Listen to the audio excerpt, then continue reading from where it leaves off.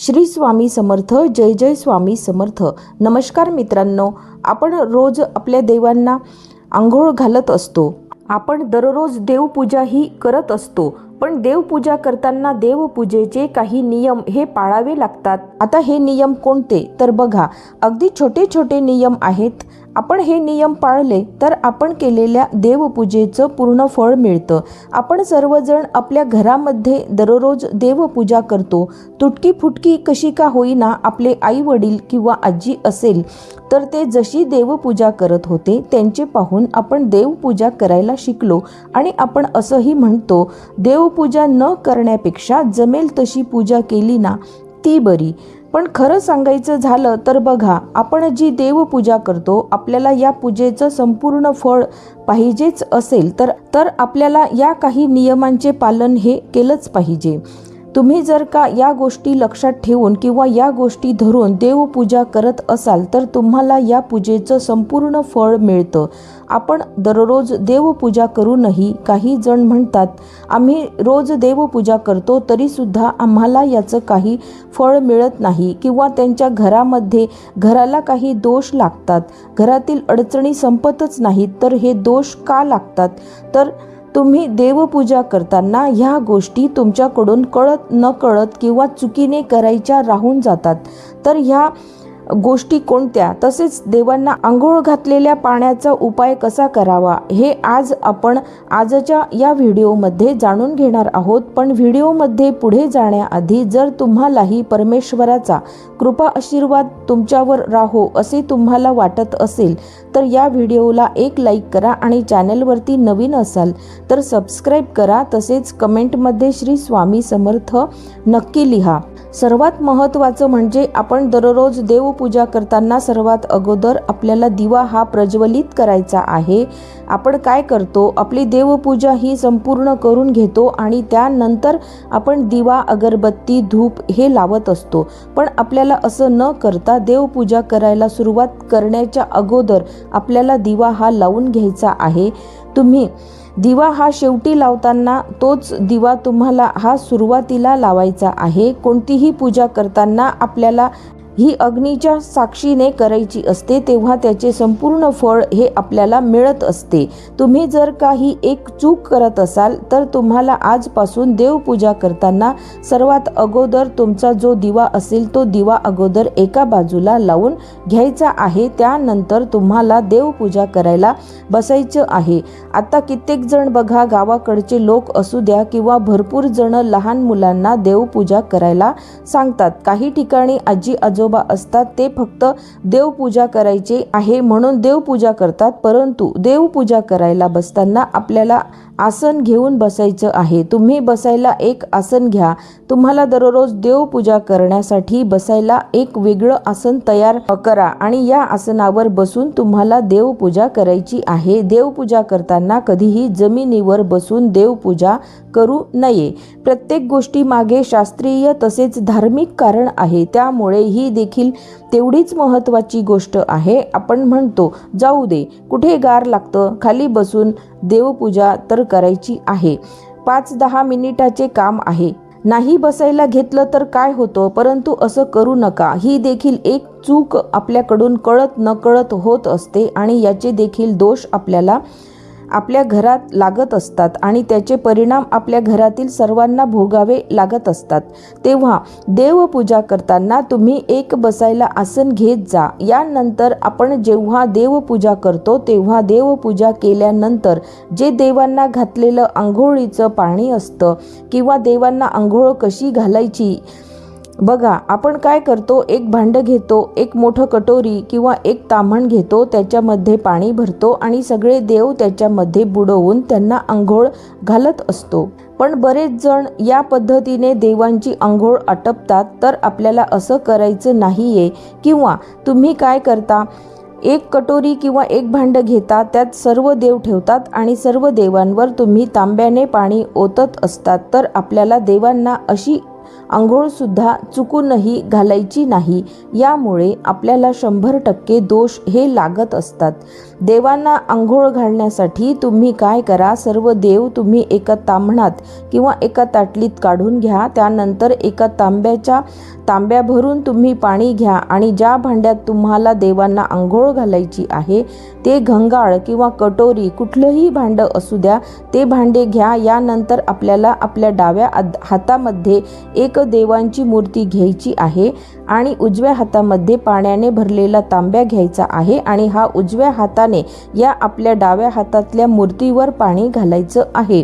सुरुवातीला तुम्ही ही मूर्ती सर्वात अगोदर तुमच्या घरात गणपती बाप्पा असतील तर तुम्ही सर्वात अगोदर गणपती बाप्पांना आंघोळ घालून घ्या किंवा ही मूर्ती त्या भांड्यात ठेवा आणि वरतून पाणी ओता. या मूर्तीला उजव्या हाताने पाणी घालून उजव्या हातानेच व्यवस्थित धुवून घ्यायची किंवा आंघोळ घालून घ्यायची. त्यानंतर तुम्ही ही मूर्ती एखाद्या स्वच्छ कपड्यावर ठेवा. मग दुसरी मूर्ती घ्या, ती हातात धरा आणि उजव्या हाताने या मूर्तीवर पाणी घाला. बोटाने ही मूर्ती चोळून घ्या. तर अशा पद्धतीने तुम्ही एक एक मूर्ती करून तुम्ही पाण्याने आंघोळ घालू शकता किंवा मग तुम्ही एका भांड्यात एखादा छोटा ग्लास घ्या, तो पालथा ठेवा, त्यावर मूर्ती ठेवा आणि मग आंघोळ घाला. किंवा मग एक छोटासा पाट किंवा एक छोटासा चौरंग मिळतो, तो घ्या आणि तो पाट तुम्ही त्या भांड्यात ठेवा आणि त्या पाटावर मूर्ती ठेवून तुम्ही प्रत्येक देवांना आंघोळ घालू शकता.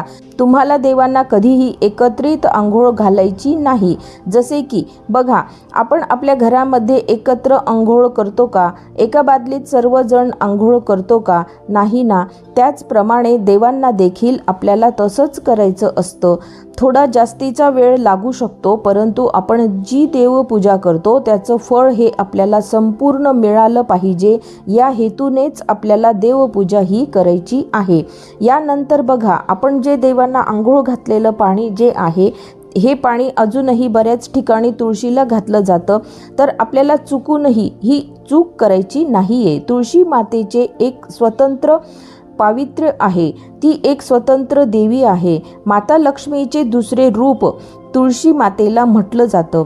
त्यामुळे तुम्ही देवपूजा केलेलं पाणी हे तुळशीला कधीही घालू नका, त्यामुळे देखील आपल्याला दोष लागतात. आता हे आंघोळ घातलेलं देवाचं पाणी तुम्ही एखाद्या मोठ्या झाडाखाली टाकू शकता. तुमच्याकडे फुलांच्या किंवा इतर झाडांच्या कुंड्या असतील तर त्यामध्ये तुम्ही थोडं थोडं करून हे सर्व पाणी तुम्हाला ओतायचं आहे.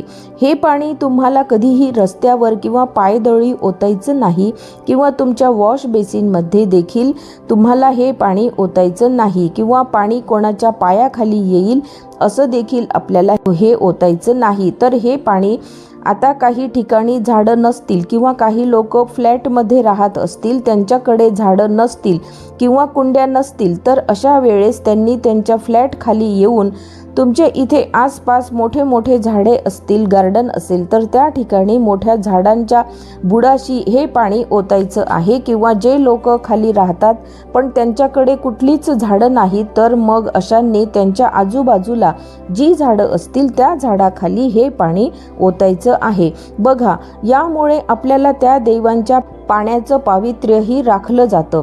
सर्वात महत्त्वाचं म्हणजे देवपूजा करण्यासाठी आपण जे पाणी घेतो ते पाणी कसं घ्यायचं, कोणते घ्यायचे, तर बऱ्याच ठिकाणी हे पाणी अंघोळीच्या आधी भरून ठेवतात आणि हे पाणी तुम्ही देवपूजेसाठी वापरतात. तर आपल्याला असं करायचं नाही. तुम्ही अंघोळ करून घ्या, त्यानंतर तुम्ही हे पाणी भरून ठेवायचं आहे. देवपूजेसाठी तुम्ही जे पाणी घेता ते पाणी स्वच्छ घ्यायचं आहे. अंघोळ करूनच तुम्हाला हे पाणी भरून ठेवायचं आहे.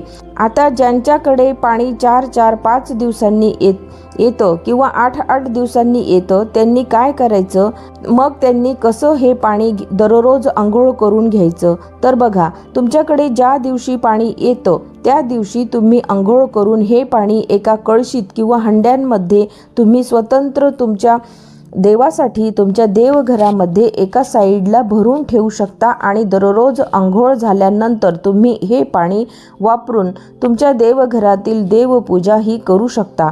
आता ज्यांच्याकडे वरच्या टाक्यांना पाणी असतं, ते डायरेक्ट त्यांच्या किचनमध्ये पाणी येत असतं, तर त्यांनी काय करायचं, तर त्यांनी त्यांच्याकडे बघा पर्याय नसतो, तर त्यांनी काय करायचं, तर त्यांनी आंघोळ झाल्यानंतर सर्वात पहिल्यांदा देवपूजेचं पाणी त्यांनी त्या नळाचे पाणी काढून ठेवायचं आहे। तुमच्याकडे जर का गंगाजल असेल तर तुम्ही त्या पाण्यामध्ये गंगाजलाचे 2 थेंब टाकून त्या पाण्यामध्ये तुम्ही देवांना आंघोळ घालू शकता। तर चुकूनही आपल्याला बिना आंघोळीचं देवासाठी पाणी भरून ठेवायचं नाही किंवा पारोशा हाताने तुम्हाला देवपूजेच्या पाण्याला हात लावायचा नाही किंवा तुमच्या घरामध्ये तुम्ही जे पाणी भरून ठेवता त्या पाण्याला इतरांनी बिना आंघोळ करता हात लावला असेल आणि तेच पाणी तुम्ही जर का देवपूजेसाठी वापरत असाल तर तुम्ही चुकूनही अशी चूक करू नका। यानंतर तुम्ही तुमच्या देवघरामध्ये तेलाचा दिवा लावत असाल आणि तुपाचा दिवा लावत असाल तर तो कुठे लावायचा? तुम्ही जर का तेलाचा दिवा लावत असाल तर तो तुम्हाला देवांच्या डाव्या बाजूला ठेवायचा आहे आणि तुपाचा दिवा लावत असाल तर तो तुम्हाला देवांच्या उजव्या बाजूला ठेवायचा आहे। म्हणजे आपल्या डाव्या हाताला तुपाचा दिवा ठेवायचा आहे आणि आपल्या उजव्या हाताला तेलाचा दिवा ठेवायचा आहे। यानंतर आपण जी देवांना फुलं वाहतो ती फुलं सुकल्यानंतर ती कधीही आपल्याला आपल्या घरामध्ये ठेवायची नाहीत, ती लगेच आपल्याला विसर्जित करायचे आहेत किंवा तुम्ही एखाद्या झाडाखाली किंवा तुमच्या एखाद्या कुंडीमध्ये तुम्ही ही फुलं खड्डा करून पुरवू शकता। म्हणजे बघा याचं निर्माल्य पण होतं आणि याची योग्य ठिकाणी विल्हेवाट देखील होते आणि देवांची फुलं आपल्याला कचऱ्यात कधी टाकायची नाहीत किंवा कुठेही आजूबाजूला फेकायची नाहीत, पायदळी देखील तुडवायची नाहीत, यामुळे देखील आपल्याला दोष हे लागत असतात। आता देवांच्या बाबतीत जेवढ्या गोष्टी असतील तेवढ्या वस्तू असतील आपल्याला हे पावित्र्य राखायचं आहे। अशी ही फुलं तुम्ही घरात सुकवून ठेवू नका किंवा घराच्या आजूबाजूला कुठेही कशीही फेकू नका। थोडासा आपल्याला वेळ लागतो पण ती व्यवस्थित आपल्याला जिथल्या तिथं ठेवायचे आहेत। यानंतर बघा आपण जे हळदी कुंकू देवांना लावतो तर आता प्रत्येक देवाला हळदी कुंकू लावायचं असतं का? तर नाही। बघा तुम्ही देवीच्या मूर्तीला हळदी कुंकू लावू शकता। आपल्या देवघरात जर दत्ताची मूर्ती असेल तर त्यांना आपल्याला अष्टगंध लावायचा असतं। याचबरोबर बाळकृष्णाची मूर्ती असेल, बाळकृष्णाच्या मूर्तीला तुम्ही अष्टगंध गुलाल लावा। आपल्याकडे बघा भगवान शंकराची मूर्ती असेल किंवा शिवपिंड असेल तर बघा आपल्याला कधीही चुकूनही हळदी कुंकू लावायचं नाही, त्यामुळे भगवान शंकर क्रोधित होतात आणि आपल्याला कळत न कळत याचे दुष्परिणाम हे भोगावे लागतात। आपल्याला भगवान शिवांची तुमच्याकडे जर शिवपिंड असेल तर आपल्याला याला भस्म लावायचं आहे। बघा जो पांढरा भस्म असतो, चंदन असतं, ते तुम्हाला लावायचं आहे। त्याचप्रमाणे आपल्याकडे जर विठ्ठल रुक्मिणीची मूर्ती असेल तर आपल्याला विठ्ठलाला अबीर बुक्का किंवा अष्टगंध लावायचं आहे। रुक्मिणीच्या मूर्तीला हळदी कुंकू लावायचं आहे। अशा ज्या छोट्या छोट्या गोष्टी आहेत त्या गोष्टीचे आपल्याला पालन करायचे आहे। स्वामी समर्थांची मूर्ती असू द्या तर त्यांना देखील आपल्याला हळदी कुंकू कधीच लावायचे नाही। तर अशा छोट्या छोट्या गोष्टींचे पालन आपल्याला आपल्या देवघरामध्ये करायचे आहे। त्याचप्रमाणे आपण धूप अगरबत्ती लावतो। आता याची जी शिल्लक राहिलेली राख असते, आता ही राख सुद्धा तुम्ही काही जण काय करतात, झाडू मारताना सुपलीत भरून घेतात व ती कचऱ्यात टाकतात। तर असं करायचं नाही। तर ही जी राख आहे किंवा आपण धूप लावलेली जी राख आहे ती तुम्ही एका ठिकाणी गोळा करा किंवा तुम्ही मग लगेच तुमच्याकडे जर एखादं झाड असेल, कुंडी असेल तर त्या कुंडीमध्ये टाकू शकता। त्याचा उपयोग खत म्हणून देखील होतो आणि याची योग्य ठिकाणी विल्हेवाट देखील होते। यामुळे आपल्याला दोष हे लागत नसतात। त्याचप्रमाणे देवांना कधीही शिळी फुलं आपल्याला अर्पण करायची नाहीत। आता काही वेळेस आपण फुलं आणतो आणि ती फ्रीजमध्ये ठेवतो, दुसऱ्या दिवशी ती फुलं वाहतो, फ्रीजमध्ये ती फुलं ताजी राहतात, त्यामुळे तशी फुलं वाहिली तर चालतं, पण कधीही सुकलेली फुलं आपल्याला देवांना अर्पण करायची नसतात। त्याचप्रमाणे आपल्याकडून फुलं जर का जमिनीवर पडली तर ती फुलं देखील आपल्याला कधीच देवांना वाहायची नाहीत, ती फुलं तुम्ही बाजूला टाकून देऊ शकता। त्याचबरोबर बघा तुटलेली खराब झाली झालेली फुलं, वास घेतलेली फुलं चुकूनही आपल्याला देवांना वाहायचे नाहीत. कारण बघा, काही ठिकाणी कसं असते, लहान मुलं असतात, फुलं आणली की त्यांना फुलांचा वास घ्यायची सवय असते आणि आपण काय करतो, तीच फुलं देवांना वाहतो. तर चुकूनही आपल्याला असं करायचं नाही. फुलं वाहताना ती कधीही हातात घेऊन वाहायची नसतात. आपल्याला फुले एका ताटलीत घ्यायची आहेत आणि त्यानंतर ती एक एक करून सर्व देवांना फुलं वाहायची आहेत. तर बघा, अशा बऱ्याच छोट्या छोट्या गोष्टी आहेत की त्या पण कळत नकळत आपल्याकडून ह्या घडत असतात आणि त्यामुळे त्याचे दोष आपल्याला हे लागत असतात. आता आपल्याला देवपूजा करायला बसायला आसन घ्यायचं आहे, असं मी तुम्हाला सुरुवातीला सांगितलं. आता काहींचं मंदिर जागेअभावी वर टांगलेलं असतं किंवा उंच असतं, मग त्यांना उभे राहून देवपूजा करावी लागते. मग तुम्ही म्हणाल, आता उभे राहून देवपूजा करायची, मग बसायला आसन कसं घ्यायचं? तर तुम्ही काय करा, तुम्ही तुमच्या पायाखाली आसन घ्या. तुम्ही जमिनीवर थांबून देवपूजा करू नका. पायाखाली ठेवायला आसन घ्या आणि मग देवपूजा करा. दुसरी गोष्ट म्हणजे तुम्ही देवघरात जो दिवा लावता, तो दिवा तुम्हाला कधीही जमिनीवर ठेवायचा नसतो. मग तो दिवा कसा लावायचा? तर बघा, जेव्हा आपण हा दिवा देवांसाठी लावत असतो आणि तो आपण जमिनीवर ठेवतो, तेव्हा तो दिवा हा जमिनीला अर्पित होतो. त्यामुळे दिवा हा आपल्याला ठेवताना त्याच्या खाली एक छोटीशी प्लेट ठेवा, त्यामध्ये थोडेसे तांदूळ ठेवा आणि मग तुम्ही हा दिवा देवाला लावू शकता. हा माहितीपूर्ण व्हिडिओ तुम्हाला उपयुक्त वाटला असेल तर व्हिडिओला एक लाईक नक्की करा आणि चॅनलला सबस्क्राईब करून आम्हाला प्रोत्साहित करा. तसेच हा व्हिडिओ संपूर्ण पाहिल्याबद्दल आपणा सर्वांचे मनापासून आभार. धन्यवाद. श्री स्वामी समर्थ. जय जय स्वामी समर्थ.